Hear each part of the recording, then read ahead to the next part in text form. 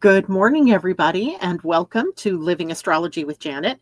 It's time to grab your cup of coffee or your tea, sit back and relax while we chat about what is happening up in the stars above us for this very short work week.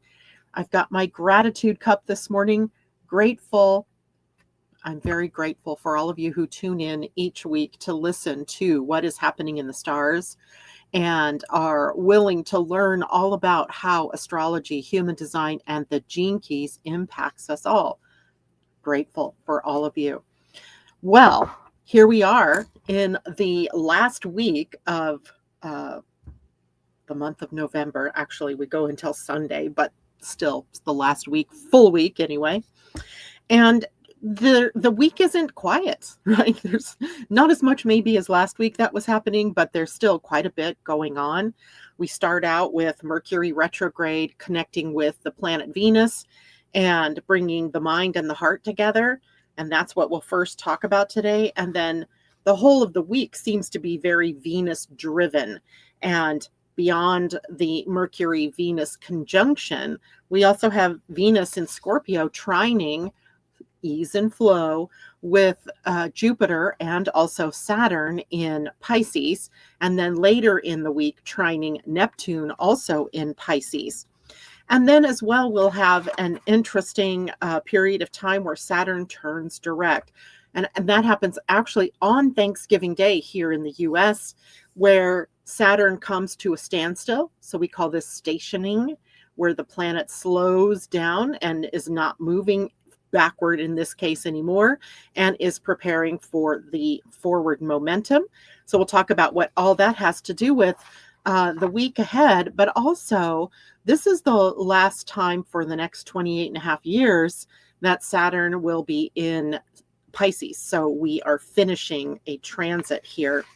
And then we also have a new human design week to talk about. And since I won't be here on Friday with all of you, since it's a holiday week and I'm going to take the time, trust me when I say I need the time off, we're going to talk also about the weekend. And in the weekend, we have another Venus transit where she is opposing Uranus at 29 degrees of Taurus. And then she moves into the sign of Sagittarius. So she is a busy little girl this week, which means that for all intents and purposes, we may be hearing a lot about finances, right? Or the economy or economic news. Of course, this is the week where we have this big push for the Black Friday deals and Christmas shopping, and our minds turn toward that kind of spending of our money, which represents our values and our self-worth and also our relationships. So we have, a week where we're really getting some clarity as Mercury also is going to change direction back to forward motion. And then we have, this idea of expansion, and we have all of the Venus energy. So we have a lot to talk about, right? So let's say good morning to people who are joining us here right off. We have Treat Yourself, Julie, excuse me. Good morning, Julie. It's great to have you with us. And Christine, nice to see you with us this morning. And she says, that festive frame looks so cheerful. StreamYard is who I use to broadcast live with. And they, have been doing a lot of upgrades and things in the background, some of which I don't need to use, others of which, like these frames that they create are kind of fun. And I decided that I would use that today. And good morning, Debbie. It's great to see you with us. Debbie T, is that my Debbie Tibbetts 2 meal? It's funny because those of you listening to me now on YouTube have a different assignation to your name. So it doesn't just say at Christine Buckingham, it has like some number after it. And the same thing with Debbie, and the same thing with Tamra, right? There's this interesting change that's gone on with YouTube. And I would bet there's some changes going on with Facebook, although it seems like everybody this morning is on YouTube so far. And good morning, Tamra. Good to have you with us. All right, so let's take a look at what's happening today, Monday, where we have Mercury in retrograde, now in Scorpio, right? He last week moved backward into the sign of Scorpio, in a conjunction with Venus now in Scorpio.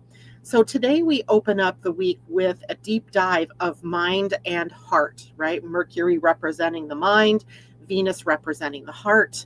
And both planets land in the gate 43 in human design. And you'll remember last week or so, the sun was in the gate 43. That is called the gate of insight. It is a gate that is waiting for that aha moment to transmit all of the genius insights that someone is carrying. And so now we have this aha revelation kind of energy that might even spark some clarity in us. And that is all happening as a breakthrough in this week. But because Mercury's retrograde, right? He's still retrograde. The insight that you may receive rises up from within you, like your inner world, not necessarily something that happens from the outer world, which means you may find that something that you've been working on in your mind or your heart, or something that has been nagging at you, something that you've been sensing but couldn't articulate clearly, suddenly clicks into place, right? So what is it? And who knows what that might be, but for each of you, it is in process. And Venus adds some emotional truth here, right? She's in deep Scorpio, so she's under the surface, right? She's excavating in a way what's going on in your value, in your self-worth, in your money, your finances, and in your relationships, in love, right? The love energy that you're carrying. So she's adding that emotional truth. She's adding maybe some relationship clarity for you, and also some soul level honesty, right? What is happening at the deeper soul level with everybody? Now, if we take a look at the gene key 43, so the 43 is the gate in your human design that sits on the ajna and it heads down toward the throat center. In the gene keys, the gate 43 has the shadow of deafness. It's like you're not listening. You can't hear, right? It's not hearing what's right in front of you, right? The everything that you need is right here, but you're either refusing to see and hear it, or you are still deaf to it, right? So the shadow of the Mercury Venus conjunction is all about deafness. Now, when we can move up to the gift level, we get insight, and insight that cuts through the confusion. It's like, boom, there it is. I know what I'm supposed to do. I know what the problem is. I know where I'm out of alignment, and I can course correct. And when you can rise to the highest level, you get the epiphany. And the epiphany is divine understanding, not just from the level of the mind. And I get it. I see it. I, can understand it. It is the light bulb, the giant light bulb coming in from your divine self. So today's Mercury conjunction to Venus really invites us to listen with our whole beings, to, really tune in to what it is that we've been unwilling to hear. And then find out that this is your moment, right? That you find that you know what to do with this. And you've got to remember too that this isn't superficial stuff, right? This is maybe lifelong patterns that you have struggled with that are suddenly coming clear. It could be something that you may not have even known consciously that needed shifting, and then the bright light of consciousness comes in on it, and now you see very clearly what it is that you need to shift from consciousness. So it's really, a time for you to listen to what the inner world is bringing you. What is it, how is it showing up in your mind? Because remember, the mind wants to take things and use them in a logical way. Scorpio isn't logical, right? It's not illogical, but it's not logical. It's emotional. There's a lot of emotional energy, and Venus is also in Scorpio, so she's also emotional. And the emotions sometimes can kind of cloud what's real or cloud the true meaning of something, right? Because think about it, when you're in the middle of an emotional uproar, can you think clearly? Not usually. Thus the reason why we do things that we later regret, or say things that we later regret, because it wasn't clear. There was too much emotion in the way. So maybe today gives us this opportunity to see where the emotion has gotten us carried away, and how we can reel it back in and sit with that and gather the insight, right, that is waiting for us. All right. Now, at the same time, this is actually exact. Let's see. I think it's exact on Wednesday, the 26th.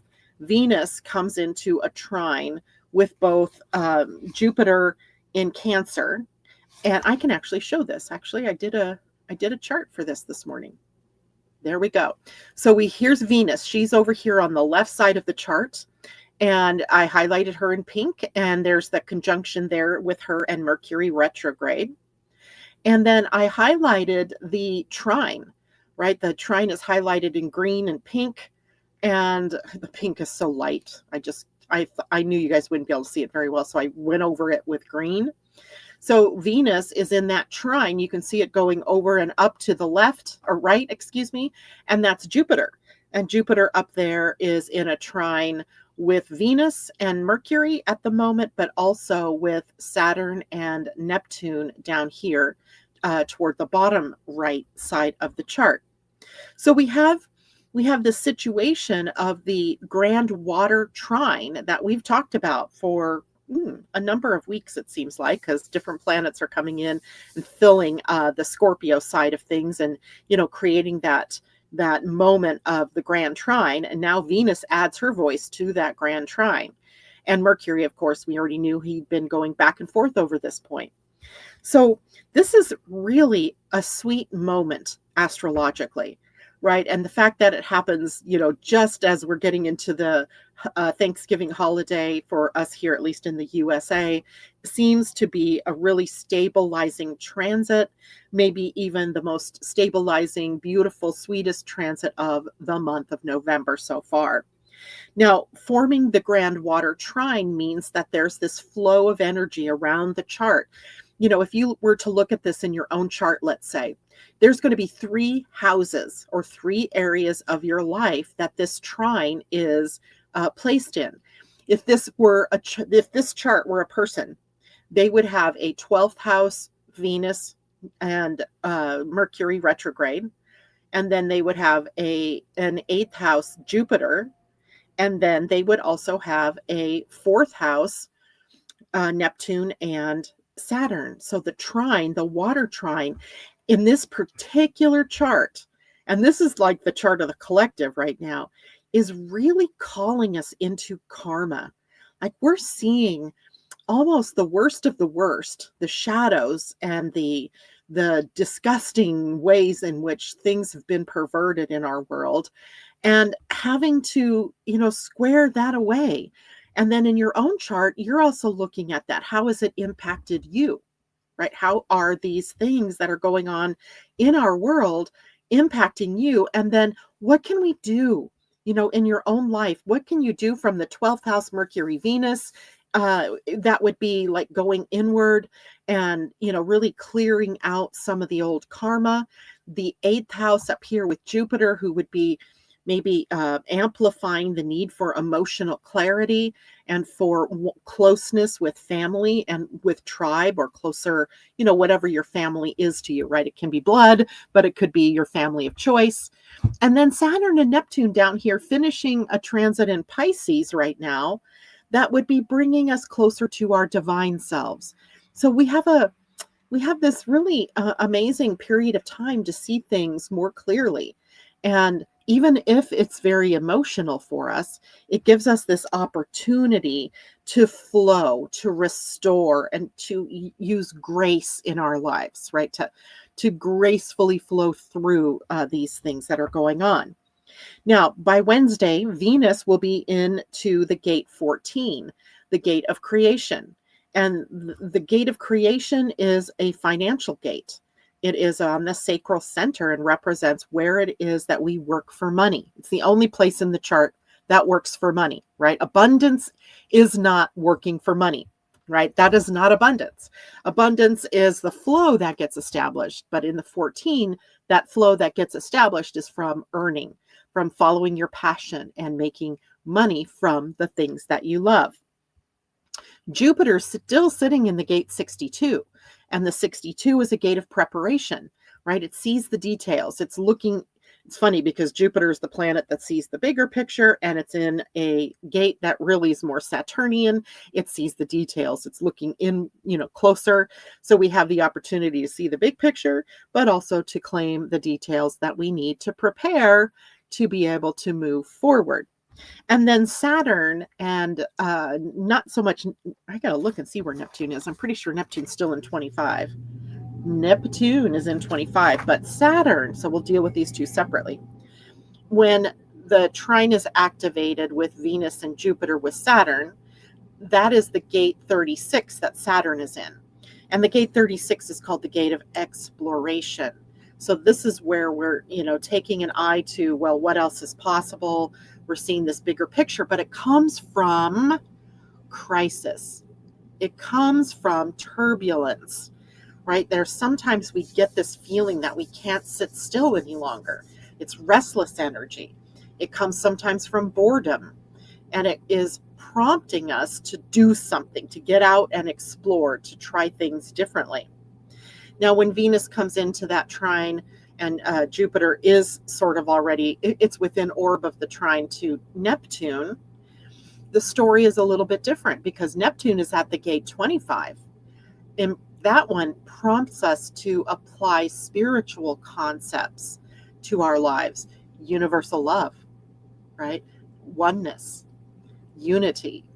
And this is the difficult thing that we are working through in the world at the moment, don't you think? Right? It's hard to find oneness when we're separating out people. It's hard to find unconditional love when there are a lot of actions being taken that are so not in alignment with unconditional love, right? This whole planet has an issue with unconditional love. But we have this striking opportunity to bring that into the conversation and to maybe establish a pathway where we look at that, right? It's a possibility. Now, if we can break down these three in the gene keys, the gene key 14 is, remember, bounteousness in its highest expression. It is competence in the gift, and it is compromise in the shadow. And this is where the energy of abundance comes from staying true to your frequency. Venus here is going to inspire us to generate from alignment, not obligation, right? It's when we do what we love that we see flow establish, right? Then from Jupiter's point of view, in the gene key 62, we have intellect to precision to impeccability. So Jupiter expands our ability to prepare and to organize and to clarify what our next steps are. And this gives direction to Venus's creative power, because remember, she is a creative principle. She is the creator, the artist, right? So she has a lot of creative energy. And Saturn moves from turbulence in the shadow of the gate gene key 36 to humanity, to compassion. And here's where we bring maturity to the emotional landscape. And we're being helped to navigate the challenges in our lives personally, but also collectively with grace, right? So together, the three gates of this Grand Water Trine create this real stunning pattern where we get clarity on what it is we're creating, and then the steps that we need to take there, and then the courage to grow into what it is that we are needing to be, who it is that we're needing to be. So this is a take your next steps moment, right? This Grand Water Trine, but with support, with intuition and emotional grounding. It is stable, it is wise, and it is abundant energy, especially when it is used correctly. All right.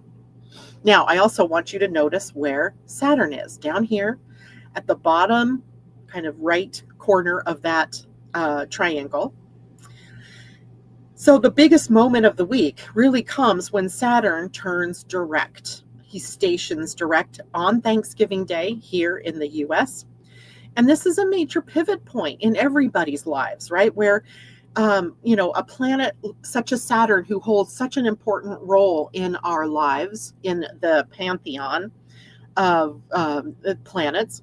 And so it deserves a really deeper look because remember, he's also finishing up a transit in a sign, right? Much like Mercury and Venus, they're all moving to this later degrees of their signs and the signs that they're transiting through. So I'm going to take an eye on this, right? Look right here. It's in Pisces. Find Pisces in your own personal charts because that's a good place to start, right? And I'm going to take this back for a minute. So look where Pisces is in your personal chart because this is where there has been a lot of energy cooking, if you will, right? A lot of spiritual energy, a lot of what we could say is a divine potential being cooked up in that house of your chart, wherever it's located. So when we look at what Saturn retrograde has been doing, it turns all of our work in foundation building and getting form and discipline, responsibility, and it turns it inward. And it is a period when he's retrograde for reviewing our commitments. What are we committed to? Examining the boundaries. Do you actually have boundaries? Are they leaking or hemorrhaging energy? Do you need to put something, more boundary-like in place? We're reworking the foundation. What forms your foundation? And whatever it is that the house is representing in your chart. Revisiting what isn't structurally sound. Where is there chinks in the armor or cracks in the foundation? You're questioning authority in a Saturn retrograde, like both inner and outer. And you're breaking down the systems, or the systems are breaking down, if we're looking at the collective, that cannot hold the long-term goals any longer. So retrograde Saturn is really the cosmic contractor. He's walking through your life with a clipboard. Let's pretend this is a clipboard. And he's, saying, this is stable. It gets to stay. This needs reinforcement. This isn't aligned at all. Out it goes. And this foundation won't support the future that you're trying to build. So he's really, this project manager here, really going through. And in Pisces, which is a mutable sign, it's a process that can feel kind of fluid. It can feel very emotional as we're being reworked from the inside out. It can be very spiritual. It can also feel uncertain. There's a lot of uncertainty going there. It can feel foggy. Can't see through the fog. It was foggy here this morning. It was hard to see through the fog. And sometimes it's dissolving so fast that what's false is dissolving so fast that you don't know what to anchor into, right? You don't know what to anchor into that's real. And that can be very disconcerting. All right, that's the retrograde. Now, from the retrograde now, Saturn is going to be moving forward. So he stations direct, which means that he's actually kind of at a standstill, right? He's not moving forward anymore, and he's not, or backward anymore, and he's not moving forward yet. He's at a standstill. And this is where the planet appears to hang in the sky. If we were charting this through a telescope, Saturn would appear to be just hanging there, not moving backward or forward. And this becomes a moment of crystallization for each one of us. It's the point where the lessons become clear. It's where the truth lands. Boom, right? It's where the pattern reveals itself. And it's where time itself, remember Saturn rules time, seems to pause so that you can actually see what Saturn has been restructuring in your life.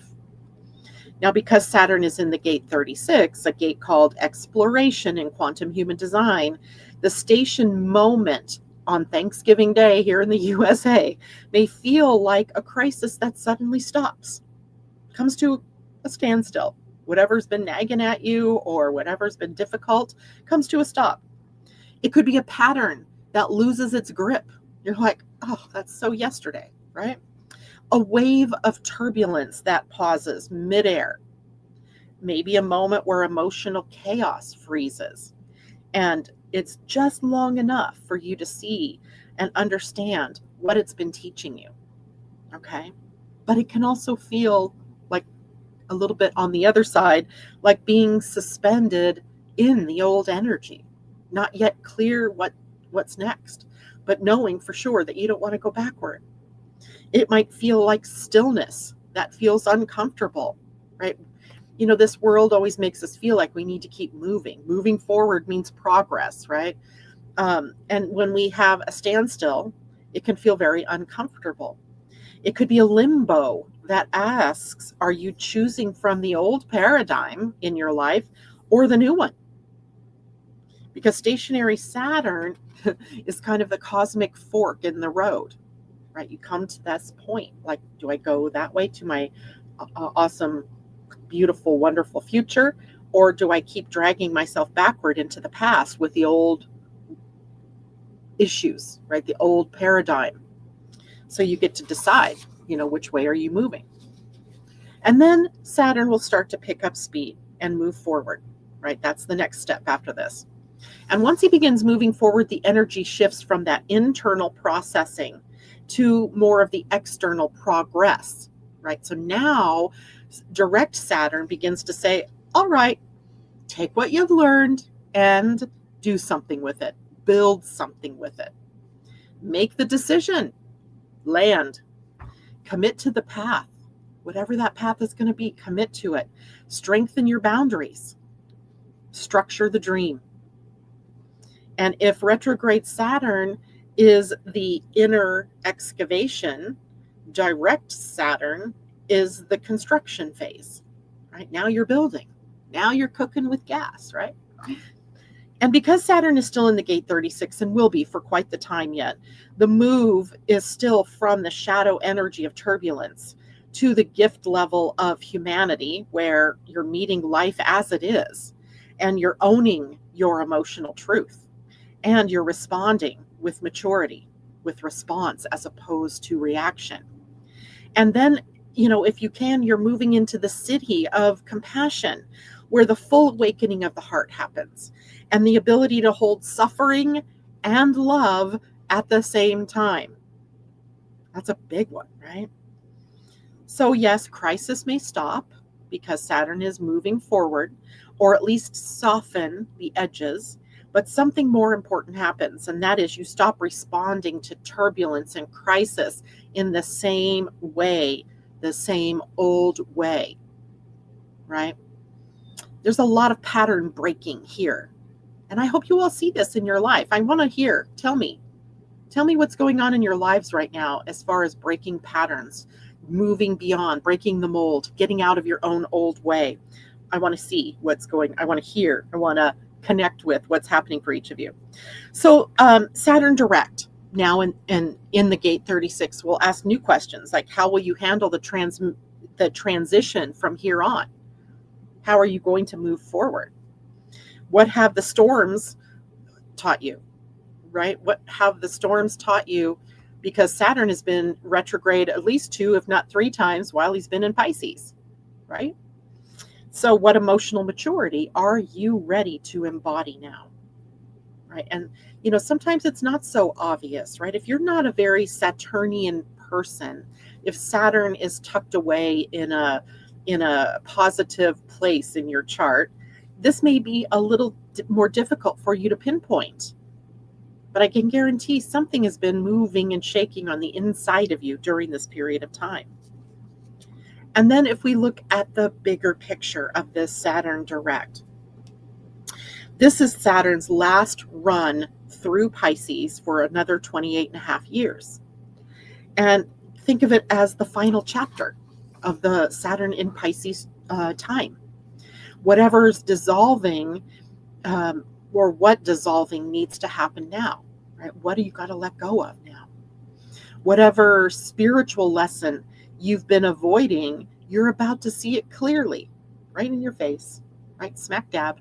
Whatever patterns or boundaries need to be built, Saturn is giving you the fresh blueprint for that. And the final movement through Pisces for Saturn is about completing your emotional curriculum.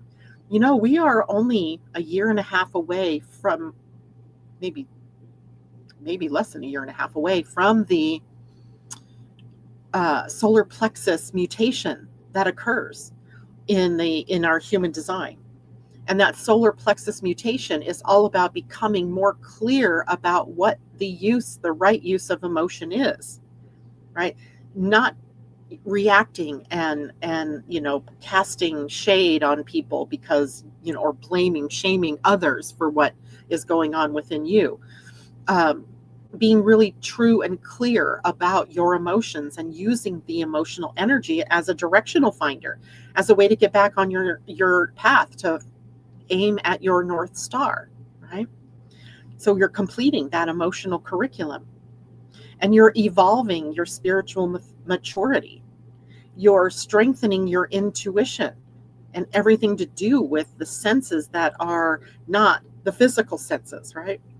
And you're preparing for Saturn's re-entry into Aries in February and the new 30-year cycle that begins. It's not only a new cycle because it's a new sign, it's a new cycle because it's a sign that starts the whole of the 12 zodiac signs in the chart. So when Saturn enters Aries in February, it begins a brand new karmic era for each of us, and we cannot take the old with us. We can't. It would be like repeating an old pattern. And before that, Saturn in Pisces is going to ask us to clean up the emotional, spiritual, and intuitive realm that we are in so that the next cycle isn't built on old fears or old foundation stones. And those old foundation stones hold a lot of fear, hold a lot of karma of the ages, that we are in like this most unique position right now to be able to clear out and then open up to something new, right? The last time this was happening, we didn't have the gene keys. We couldn't see the frequency band, how to get out of our shadows. We didn't have human design yet. So we didn't have the ability to really look at the energetic template of who we are and to know how it is that we were designed to interact with others, how we were designed to, have healthy relationships, and how we were designed to make decisions best. You have new tools that you didn't have the last time this would have occurred. All right. So there is a new potential that's really just ripe for us to take on, to look forward to. All right. Let's see here. TD Hawk says Pisces rules her second house with Saturn and Ceres, so a lot of your issues tend to revolve, I'm guessing, old patterns around finances and money and self-worth, and also confidence and your value and your values, right? And that would be the lessons that you are being taught by Saturn. And MD, good morning. Thank you for your light in the world. Thank you for yours, right? The fact that you guys are all here doing this. And Jacqueline Tyler, good morning. It's good to see you out there. And Christine asks the question, do we look at our natal 12th and 8th houses? No, not you. You can. Yes, you can. Because if you have planets in those houses on a collective level, some of those things may be being brought up for you. But more importantly, look at where the signs are: Scorpio, Cancer, and Pisces, because that trine is sitting in those three houses.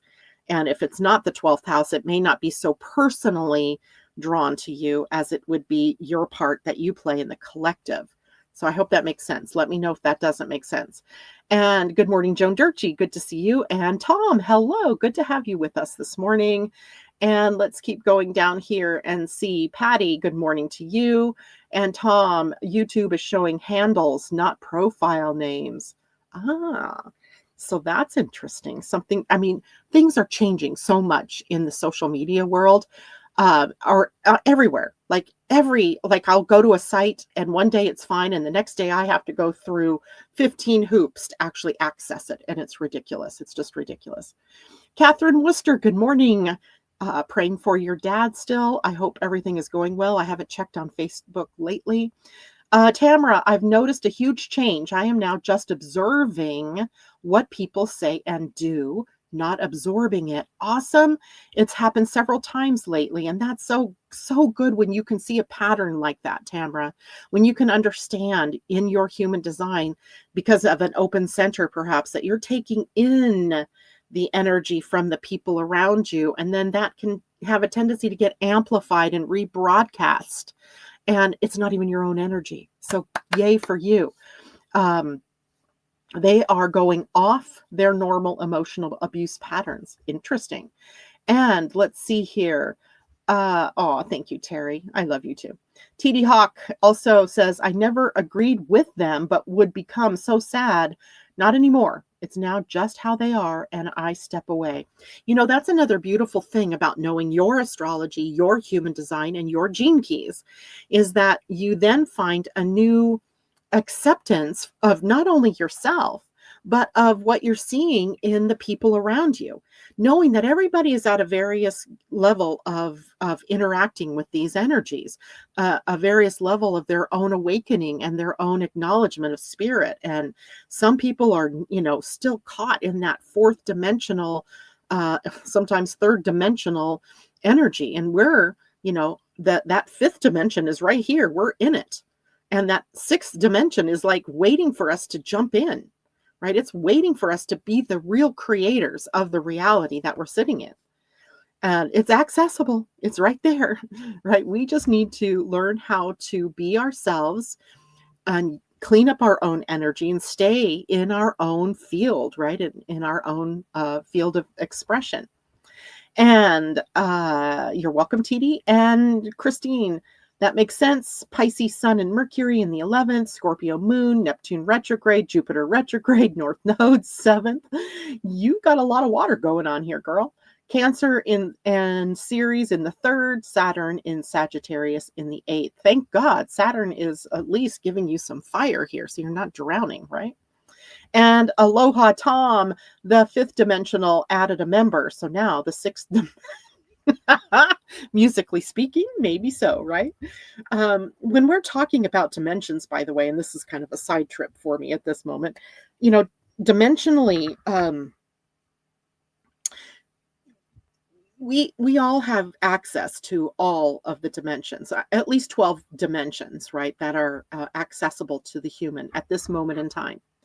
And those, you know, we access those dimensions at various, you know, in various ways at various times through sleep, or maybe when we enter a meditation, or, you know, we're doing something important, or an emergency happens and we leap into another state of consciousness. But, you know, living in the 5th dimension is really an information kind of world. And the 5th dimension itself is feeding us the potential for, you know, the messages that are incoming from spirit, from our higher selves, right? That's that 5th dimension. When we enter into the 6th dimension, it's where we start to choose consciously how it is we're going to show up, what it is that we're going to do. It doesn't mean we don't have challenges anymore. It means that we become our own co-creator, right? We're not, you know, we're not worried when something that we're trying doesn't happen, because we know that we're still aimed in that direction and we're just going to move in that direction. We don't fear that things won't happen for us. We don't fear that you're going to fail, because if you did fail, it would just be, okay, another way I know not to do that. Now, next steps, right? Next step. That's 6th dimensional consciousness. And I can't even, you know, imagine what would happen if we all started living from that. I have a feeling that Neptune and Saturn both moving into Aries over the time, you know, over the years, is going to help us really crystallize that dimension. So, or at least that's my hope, right? All right. So, any other questions? No. So, you know, I want to hear from you guys. What's challenging you? What emotional thing are you dealing with? What are you scrambling through? What's about ready to be jettisoned out of your life and make room for something new? And you guys do that while I start to talk about the new Human Design Week that's coming up. This will occur on November 28th through December 3rd. And literally is really placed more appropriately in the month of December, which is coming too soon, if you ask me. But here we are. And this new week will bring a fascinating pairing of gates. You know, we've had gates lately that form channels. Well, these two are one in the sacral center and the other up in the throat center. And the sun will be in the gate 9 called Convergence. In traditional human design, I think it was called Focus. And the earth will be in the gate 16, which is a gate of enthusiasm, in quantum human design called Zest. So these two gates sit on these very different centers, but they're both very highly activated centers, the sacral and the throat center, right? That they don't automatically talk to each other here, right? The 9 being at the bottom in the sacral center and the 16 being up in the throat center, they just don't automatically see one another. So we need to have connection, collaboration, in order, conversation even, in order to, pull in energies that will bridge the 9 in the sacral to the 16 in the throat center. And this is a week then that nudges us to step out of isolation and to really step into being out in the world, being in the collective, right? Going places, doing things. And of course, here in the US, you're going to probably find yourself at a family gathering. So there's that. That's happening the day before this move. But the day after, maybe you're Christmas shopping or you're out, doing other things. So, that opportunity to use these energies in a good way is definitely there for all of us. Now, gate 9 is the power of focused energy. So it's when we can stay focused on something. It's the ability to concentrate, to commit, and to narrow your attention to make steady progress, right? To be able to take those steps. And in quantum human design, gate 9 is called the gate of convergence. And it's a place where scattered energy becomes streamlined, right? Where it's the muscle of discernment, if you will, and choosing one thing to pour your life force into. And because the sun is in Sagittarius, the theme becomes focusing on your fire, i.e., focusing on your passion or what makes you happy. Choose your direction. I'm going to go that way, right? Or I'm going to go that way. Aim your arrow, right? Aim your energy like the Sagittarian arrow at the heart of what it is that you want to create, right? Sagittarius wants to roam and explore and expand. And gate 9 says, you don't need more. You need to choose what matters most. So the energy of Sagittarius coming in to being reined in to be able to focus on what matters most. So the week from November 28th to December 3rd could be instrumental in really helping you suss out what is your true next steps or what is your true next path. Now the earth, remember the earth is always the grounding mechanism. She sets the template for what needs to be in place in order to get to the sun. So in order to aim your arrow or to aim your energy like an arrow, you need to have enthusiasm, skill, mastery. It's the spark of in the world that says, I'm ready to bring this out. I'm ready to bring this and share this with the world. It's expressive. It's performative. It's communicative. It sits on the throat center. So of course, it's all about communicating. It's about creating. And it wants to speak, share, teach, show, demonstrate all those throat center energies. And it is in the sign of Gemini.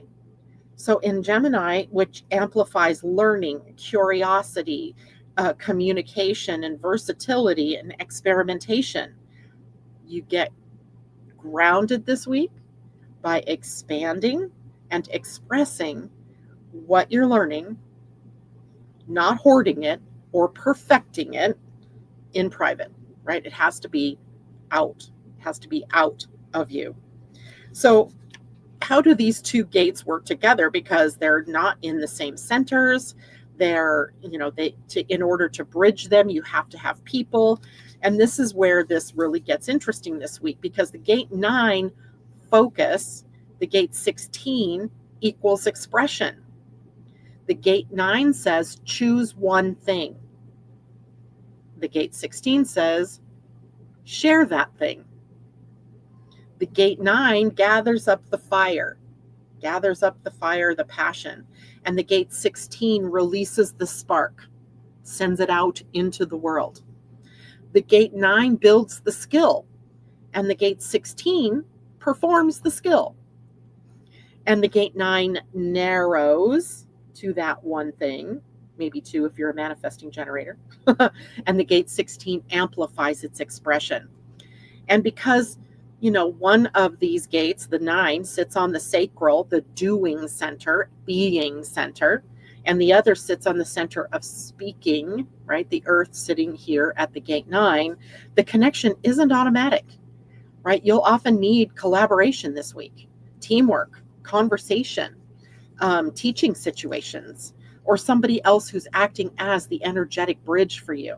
So if you're feeling like you're not getting your message out, or if you're feeling like you aren't able to put words to what it is you need to say, you likely need to get out of your house, right? Or you need to get out into the community. You need to, surround yourself maybe with different people, because the people that you're around aren't connecting you up in a different way, right? They've got the same energy. You're in that same energy. So you need maybe a third person that can bring in some new energy.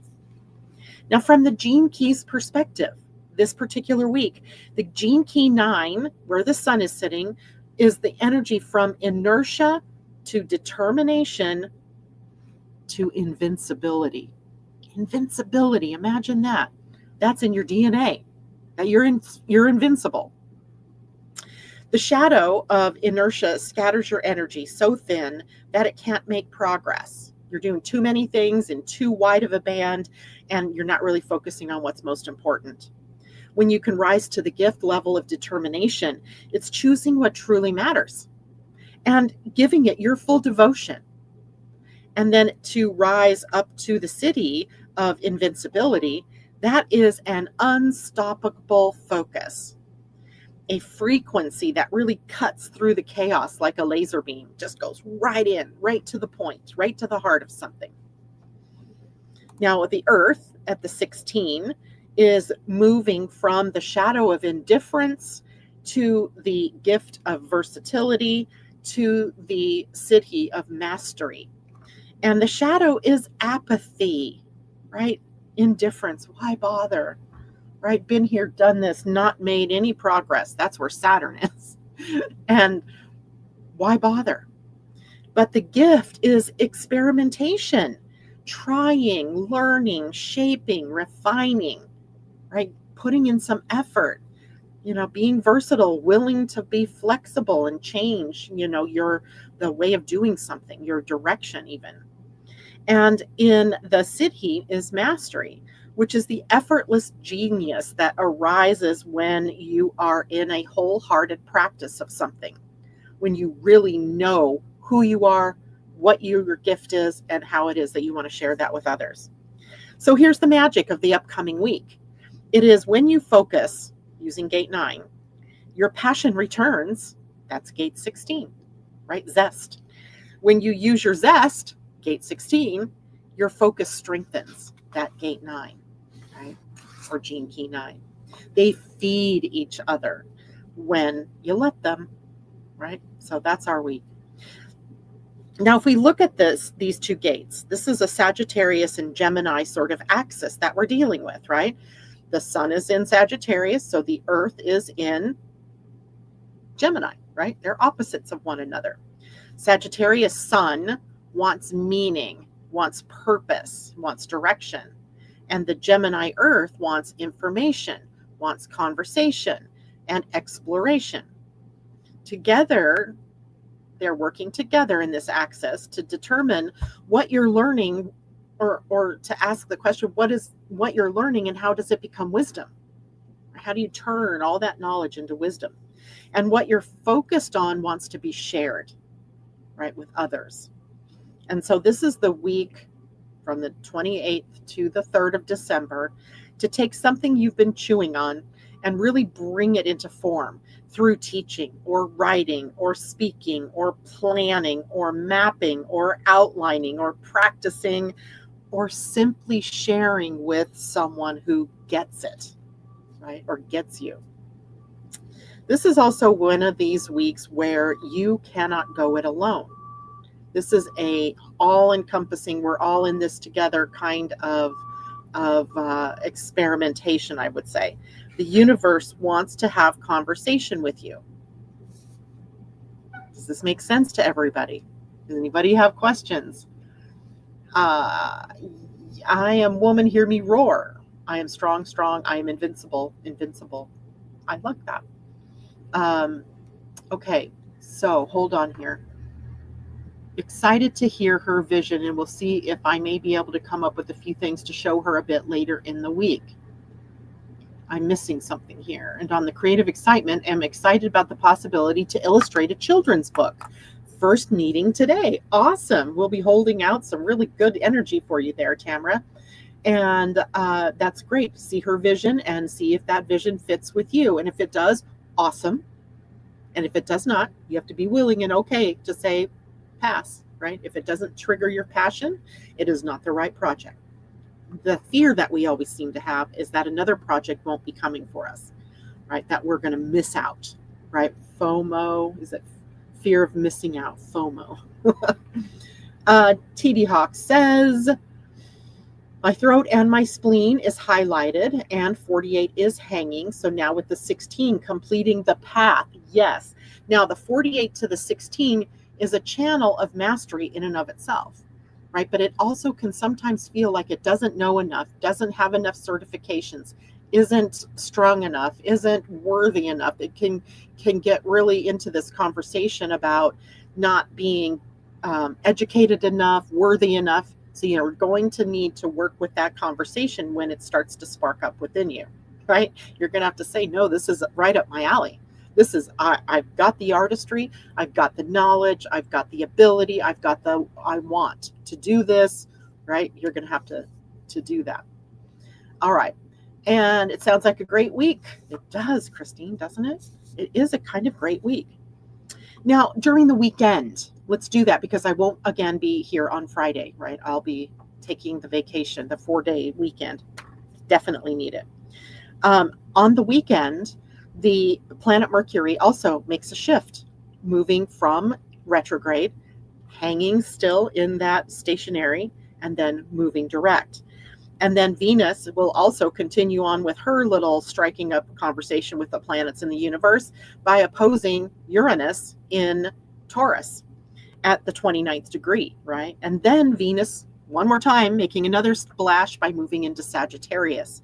So our weekend is maybe holding the biggest energetic flip because that move from Scorpio to Sagittarius is massive, right? It's different. So let's start with Mercury stationing direct. Mercury has been in retrograde for about 3 weeks now, right? Or at the time he turns direct, he will have been. And he's retracing his steps right now back through Scorpio. He turned direct he turned retrograde in Sagittarius. So he's moved backward into Scorpio. And now with direct, he'll move forward again through the place that he's just been and move on into Sagittarius. And he's hovering kind of right at that degree, that final degree of that retrograde. And it's a creation of kind of a moment of stillness where the mind is ready for a mental reset, right? We're all ready for a mental reset. So during the stationing of Mercury, the fog kind of starts to lift, right? You get to start to see some clarity. Clarity begins to return a little bit at a time, right? A little bit at a time. Emotional conversations begin to make sense, right? Emotional conversations because Mercury's retrograde in Scorpio. Truth comes up to the surface. He began the retrograde in Sagittarius. Truth, right? The arrow pointing straight at the heart. And messages that you missed previously now click into place. Maybe that Windows update that won't come through on my computer will finally do it. So if Mercury retrograde in Scorpio was the deep dive, and it was, and it is, then Mercury direct is the resurfacing with the treasure in your hand, right? You took the deep dive down to the sunken ship, you grabbed the treasure, and now you're coming back up.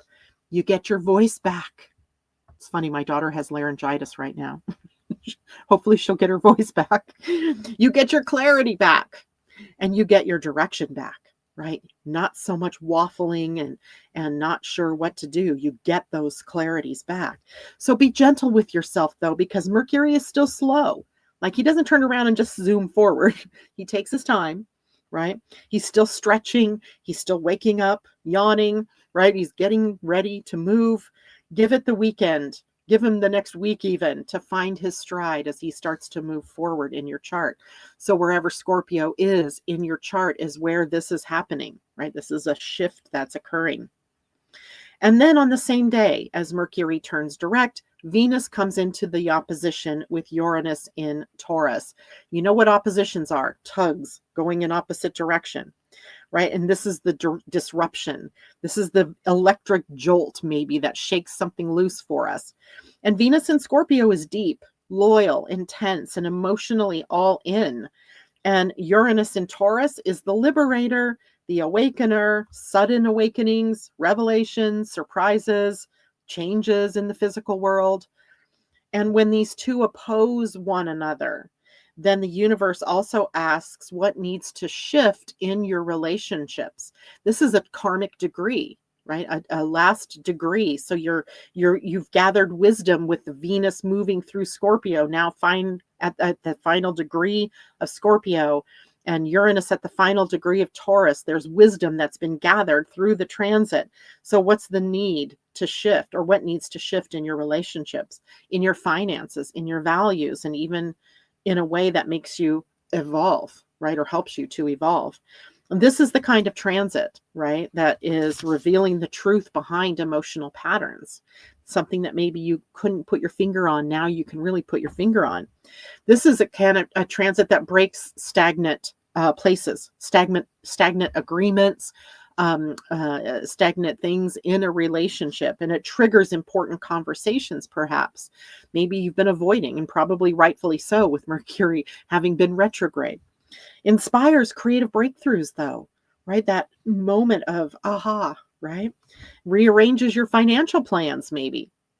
Shakes loose what's been stuck and is not always subtle, right? Uranus rarely is subtle. Uranus never disrupts, though, without a purpose. There's a reason for the disruption. It's the universe correcting your alignment, right? How maybe you've been aligned in those relationships or not.